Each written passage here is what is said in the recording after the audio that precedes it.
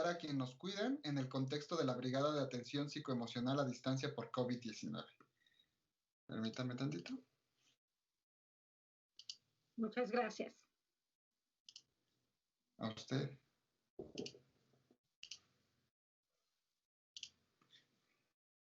Ya está cargando. Mientras voy presentando, realizó sus estudios de licenciatura en Psicología y maestría en Psicología Escolar en la Facultad de Psicología de la UNAM, especialista en autoconocimiento, sexualidad y relaciones humanas en terapia de reencuentro y especialista en conformación de grupos comunitarios desde la terapia de reencuentro.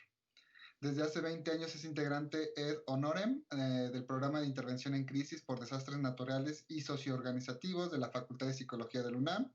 Ha trabajado en diferentes instituciones del sector público y privado, realizando intervenciones en crisis con perspectiva comunitaria y de género, atendiendo principalmente a niños y niñas adolescentes de Oaxaca, Guerrero, Sinaloa, Zacatecas, Morelos, Colima, Yucatán, Ciudad de México, entre otros.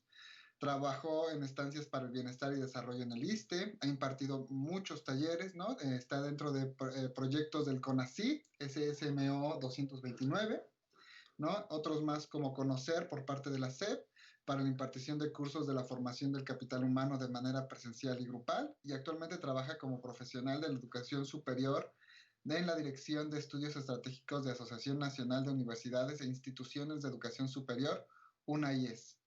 Terapeuta particular y docente de la Universidad Americana de Acapulco. Le damos la bienvenida y adelante, por favor. Muchas gracias por la invitación y bueno, quiero expresar mi gran, pues estoy muy emocionada de escuchar a mis compañeras, a mis compañeros, porque al escucharlos a ellos me recuerda y me hace tomar distancia de todo el trabajo que se hizo a lo largo de esos meses, cuando recién comenzaba con este confinamiento y cuando recién llegó el COVID a México, ¿sí? Me parece que es muy importante recordar que en muchas ocasiones nos dedicamos a esto y empezamos a actuar en situaciones de crisis y de emergencia porque nosotras mismas estamos en una situación de crisis y de emergencia. Y en una situación de esta naturaleza, pues hay mucha angustia, hay mucha ansiedad. Y saber que podemos hacer algo para poder establecer un espacio de bienestar hacia otra persona, pues nos genera también pues cierto consuelo hacia nosotras mismas, hacia nosotros mismos, ¿sí? Me parece que es muy importante mencionar que como seres humanos, si bien somos psicólogas y psicólogos y nos entrenamos para esta noble profesión, somos seres humanos a los que pues nos pegan también las crisis y nos pega también el COVID y que no somos supermanes y que al final del día, desde esta perspectiva humanista, pues era muy importante poder acompañar un proceso de atención emocional no solamente hacia la afuera, ¿no? No solamente hacia la población en general que lo requería, sino también mirarnos a nosotras mismas y a nosotros mismos y darnos cuenta que pues no somos inmunes a esta situación y que cuando estamos atendiendo situaciones en crisis, pues la crisis del otro toca a mi propia crisis. Y esto lo hemos aprendido a lo largo de 20 años trabajando en situaciones de crisis y de emergencia. Y es por ello que el dispositivo, si bien tenía como esta característica principal de dar una atención a las y los mexicanos que pudieran estar y entrar en una situación crítica por el confinamiento y por las noticias y por pues esta parte del miedo a contraer COVID, pues sabíamos que lo que podría ocurrir era que los operadores, las operadoras telefónicas que estaban de manera voluntaria trabajando en este dispositivo y además de manera completamente gratuita, pues pudieran desarrollar lo que ya conocemos como el síndrome de burnout. Entonces, justo un énfasis particular para este dispositivo fue el cuidado de estas personas, estos profesionistas que de manera generosa se acercaron, hicieron caso a esta convocatoria que se emitió, estas dos convocatorias que se emitieron, y que en este sentido, bueno, pues era muy importante brindarles a ellas y a ellos este acompañamiento para que no se desgastaran de manera profesional. La que sigue, por favor. Pues ya, la que sigue, por favor. Este es un contexto importante para nosotros, lo tengo bastante bien ubicado porque En el 2017, que también hicimos un proceso de contención emocional por el sismo del 19 de septiembre, pues nos empezamos a comunicar a través de un chat.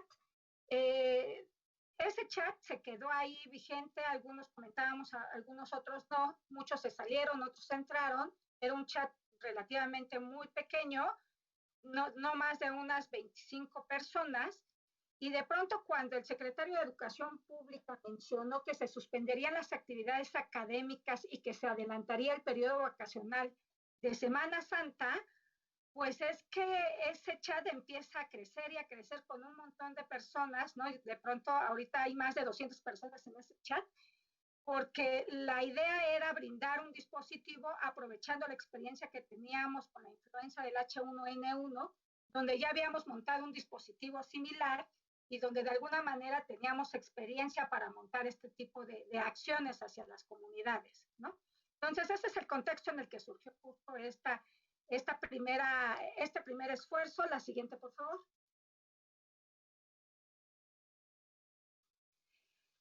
¿Cuál era uno de los objetivos principales de esto? Coordinar las acciones orientadas a brindar un acompañamiento emocional a las personas que presentan angustia, ansiedad, estrés, violencia y demás síntomas resultantes derivados del confinamiento provocados por la pandemia del COVID-19. Aquí en este sentido me voy a detener un poquito porque ¿qué ocurre? Eh, Nos ocurrió en el 2017 y nos ha ocurrido en otros desastres que, de todo tipo, tanto naturales, sanitarios y socioorganizativos, que es mucha la voluntad de ayudar, pero que al no haber un esfuerzo coordinado, pues surge otro desastre dentro del desastre. Y entonces, por ejemplo, en el sismo del 2017, había muchas personas en las calles tratando de pues hacer algo, ¿no? Por las personas damnificadas, tratando de ayudar en las zonas, en las diferentes zonas cero, y de pronto había muchos profesionales que querían hacer cosas, pero como no había una articulación, pues lejos de ayudar, pues nos estopamos entre nosotras mismas, nosotros mismos. En ese sentido, era muy importante tener una sinergia que nos pudiera justamente coordinarnos bajo un mismo enfoque, bajo un mismo sistema que nos permitiera tener pues una mayor coordinación y en este sentido cuidarnos como brigadistas y a la vez poder proporcionar pues un cuidado hacia la afuera. ¿Sí? La siguiente, por favor.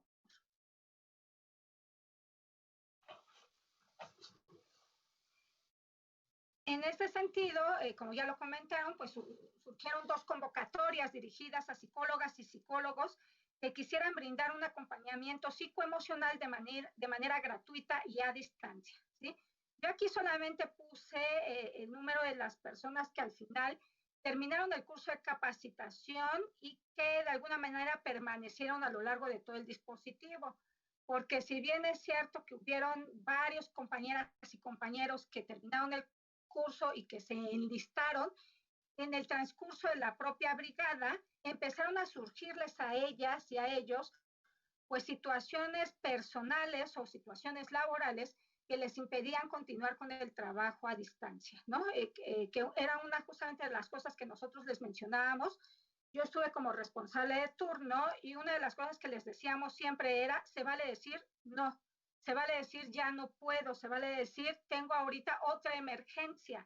¿Por qué? Porque tiene que ver con el autocuidado y la parte de autoobservarnos y decirnos, para mí ahorita es más prioritario atender una situación familiar que se presentó en este confinamiento que continuar dando la atención, era preferible a hacerlo de manera forzada tratando de estar en las dos situaciones y que al final esta persona pues terminara completamente desgastada, ¿sí?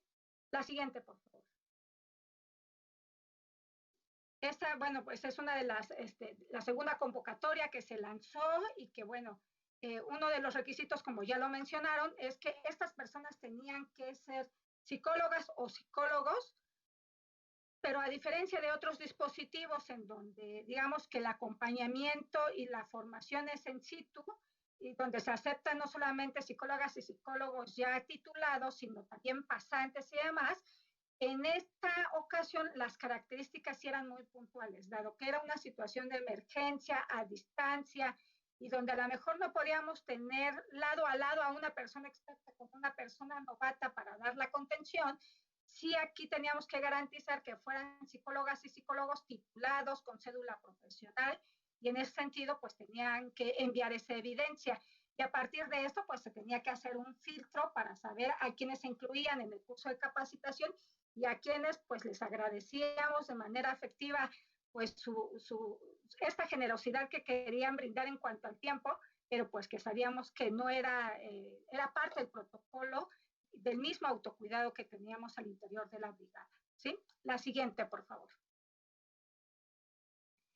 ¿Qué procedimiento utilizamos? Bueno, pues con el objetivo de cuidar esta salud mental y evitar el síndrome del burnout, pues se instalaron como estas dos primeras generaciones. Esto es parte del autocuidado. La primera generación de operadoras y operadores telefónicos en este call center fue de abril-mayo, ¿no? Todo lo que fue finales de marzo lo utilizamos los que estuvimos al frente de la coordinación de este dispositivo, pues justamente para diseñar cuál iba a ser la implementación, el diseño de estas tres comités de los que ya habló Hilda. Y entonces fue en abril justo cuando comenzamos a operar, donde se sacó el número y donde empezamos a ponerlo a disposición para que las personas pudieran llamar. Sin embargo, también lo que estábamos observando,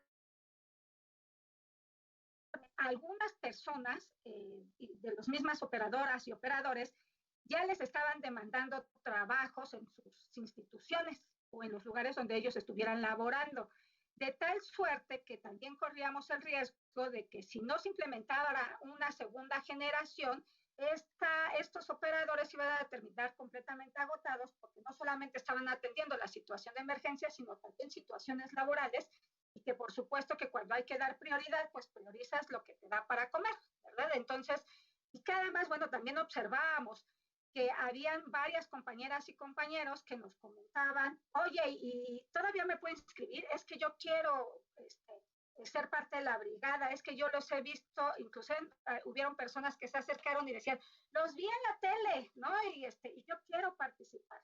Entonces, en ese sentido, es que se abre la segunda convocatoria y esta generación estuvo también trabajando de mayo a junio y algo muy importante y que fue algo muy bonito también y son como de estas primeras experiencias que yo tengo de trabajar como de esta forma tan coordinada, donde los de la primera generación le dieron la estafeta a las de la segunda generación, entonces hubo una semana completa en la que estuvieron trabajando ambas generaciones de manera conjunta. Y entonces, en los cierres que nosotros teníamos de turno, donde nosotros podíamos comentar las experiencias que teníamos a lo largo del día o alguna situación con algún usuario que se quisiera compartir, bueno, eso servía justamente para que los de la primera generación les dijeran a los de la segunda generación, fíjate que a veces nos llaman personas de esta naturaleza, hay que tener cuidado con esto, o sea, se brindaban tips entre ellos.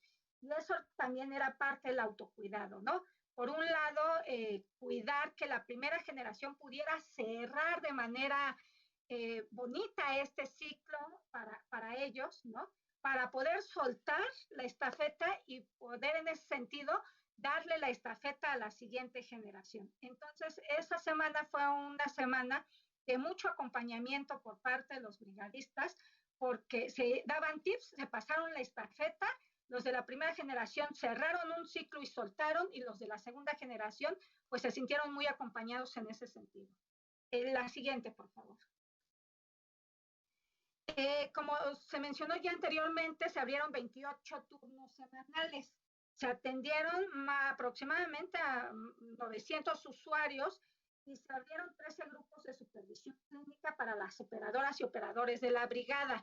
Esto era algo muy importante, este último punto, porque sabemos que de pronto cuando nos dedicamos a la salud mental, pues recomendamos mucho que vayan a terapia las personas, pero los que menos van a terapia son los mismos psicólogos y psicólogas. Entonces, para nosotros era sumamente importante que hubieran grupos de contención y de supervisión clínica que fuera un espacio para las y los operadores, ¿sí? Independientemente del número de llamadas que estuvieran recibiendo, era importante que tuvieran un espacio personal donde pudieran platicar cómo se sentían ante el confinamiento.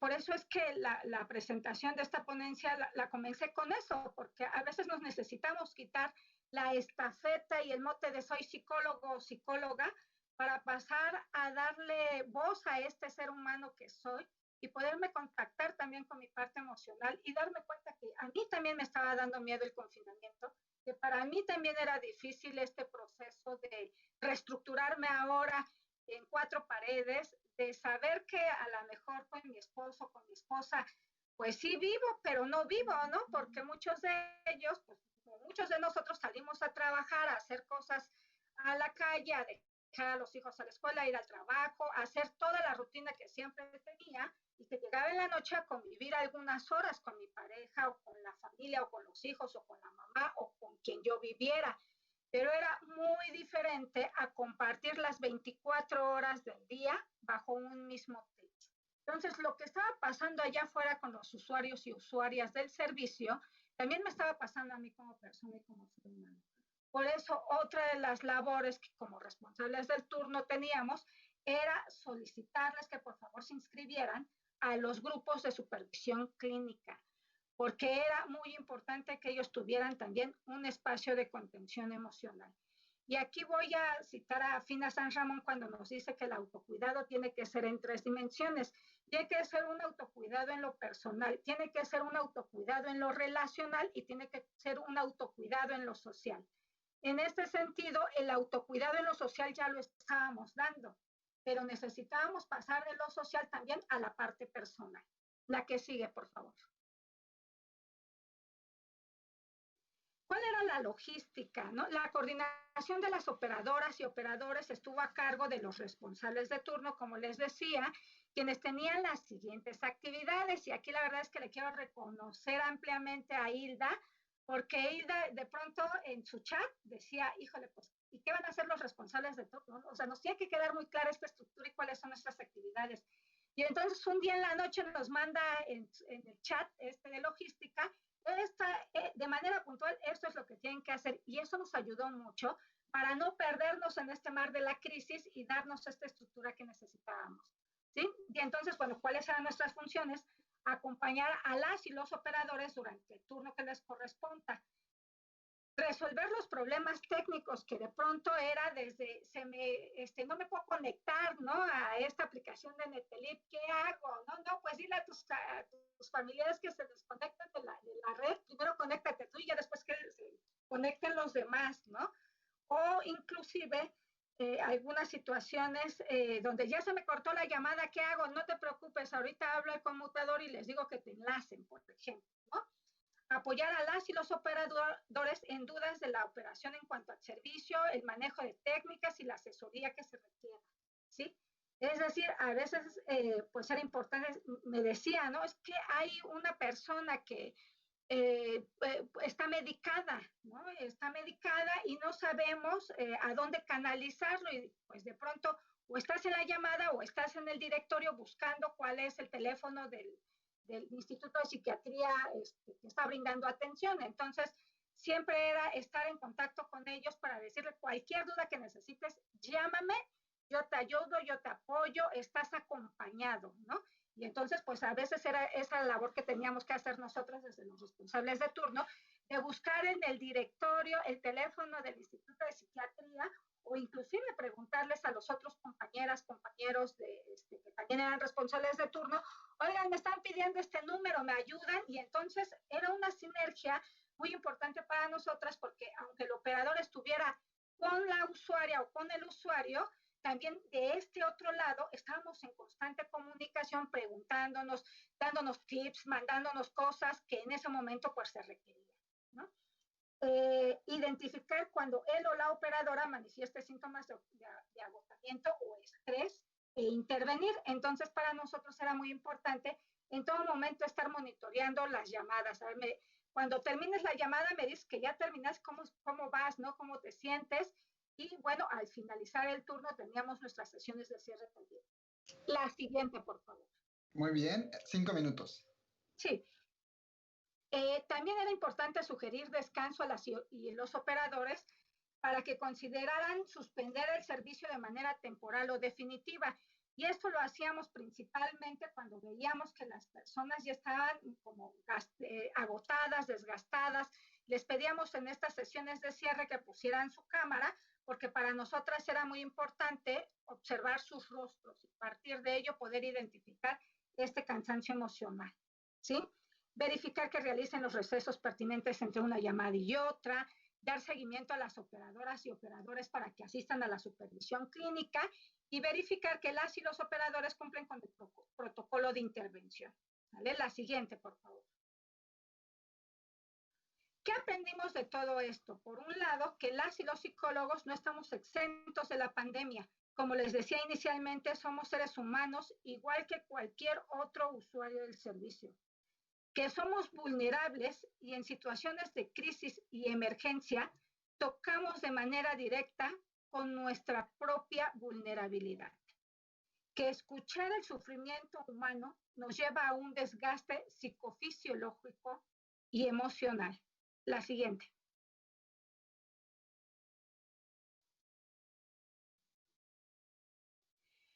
Que una pieza muy importante para prevenir el síndrome de burnout es el autocuidado. Entonces, cuidar a quienes cuidan es una labor importante, ya que de eso depende la calidad del servicio que se brinde.